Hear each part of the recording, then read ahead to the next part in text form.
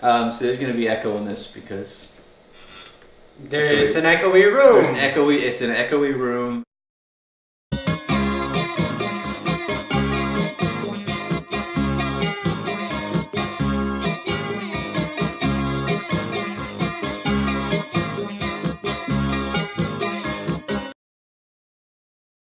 What do you think was the weakest part of the writing of dotBoom Season 1? I don't know, a lot of the smaller characters maybe, and smaller plot points, especially the ones that kind of disappeared in the first half of the season. I don't know if I can think of specifics, but I'm just trying. Yeah, I lost control of the characters. Like David, I didn't really end up having anything to do with. Burkett, I never really figured out. There was an issue I had with maintaining the balance between the sort of work storylines and then the personal storylines. Yeah, I mean, I don't, and I don't know if the Hypercrom project, for example, kind of came in and out of focus. Yeah, and I think especially closer to the end, like there was a lot of really good ideas about how to incorporate it with the actual action in the story, and still have these really strong character events happen throughout that period. Yeah, but kind of in the middle, we lost sight of the project. So what they were actually working on as a web company. I mean, they could have been any company.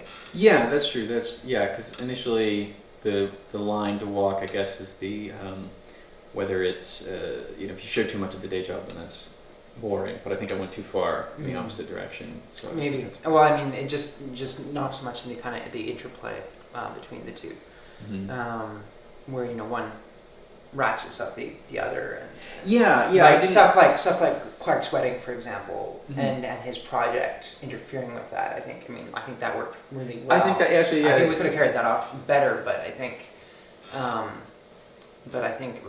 that kind of thing was like, okay, this is something that is actually interfering with life. Yeah, that actually pops in my mind. Probably is. I think my 3 favorite episodes, one being the Christmas, because it was such a small and actually from a concise thing, and also Sarah looked really cute with the little things on her head.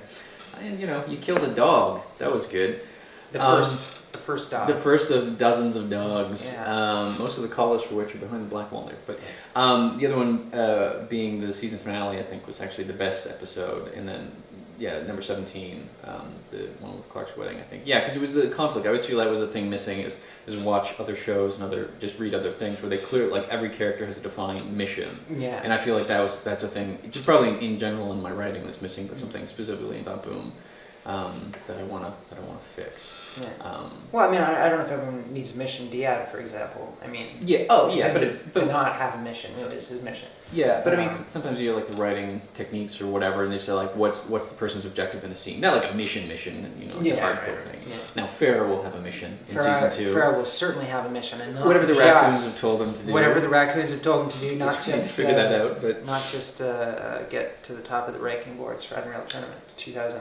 Yeah, I gotta find a contact email for Epic because I'm gonna try to bug them about that. Yeah. Because that would make sense. Although I went to the site, they didn't have a contact. Because everyone. They had we made Gears of War. What more do you need? That was really. I mean, it's a good game and everything, but except for the story. But that's another discussion. But yeah, I never feel like I set up. Or when I was writing some of the scenes, like I would very rarely.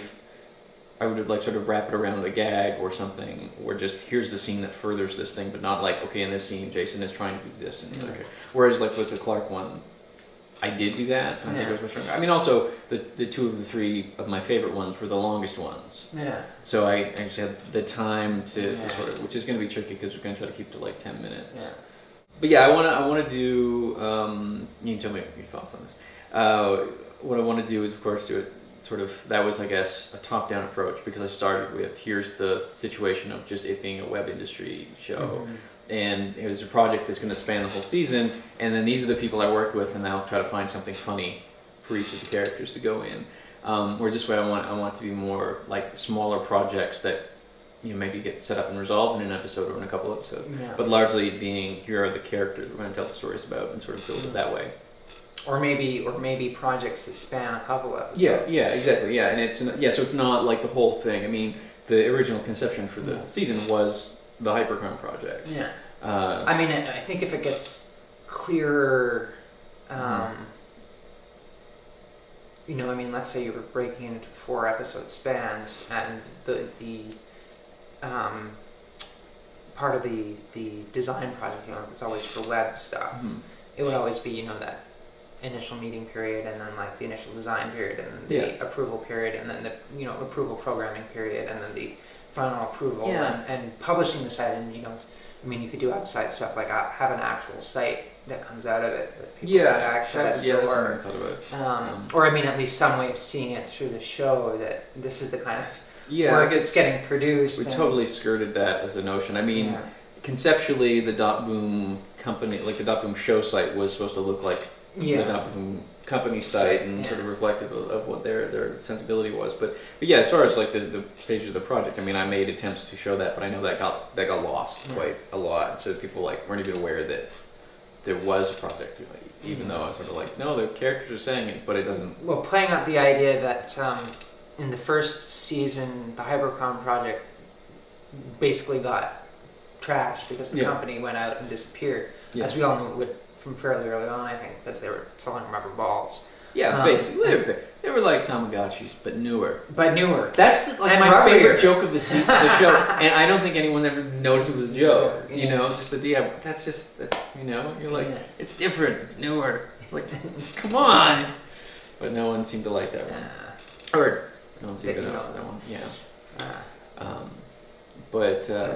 So yeah, playing on that, that got turned down, and it's also supposed to be, you know, that the company does supposedly really good work, so you could play up that contrast. Either that perhaps their projects always go awry no matter how good they are. Either you know, they get turned down for someone else, and yet they get the big award. And maybe if that carries on, that could become a very interesting kind of feature of the show, and in terms of, you know, why these designers continue to hate themselves, and it would actually be a unique thing when it goes right. When it goes right, it's like, you know, or when one character gets it right and every other character is bitter or jealous or tries to get back at them somehow, and their little victory turns into something awful because that's that kind of thing. Cool.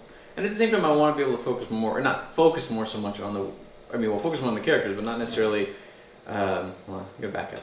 What I want to do is focus more, simultaneously more on the characters, but also make it clear what their work is. But at the same time, I don't necessarily want to be making it like a web company show in that same way. Like in the first couple episodes, I had other characters doing little projects, and it was like, here's a scene where they're talking. And I like that, and I like to do more of that. But that level of involvement, so it's not so much like you don't need to know what the project is. It's just, oh, okay, here's just a goofy client situation.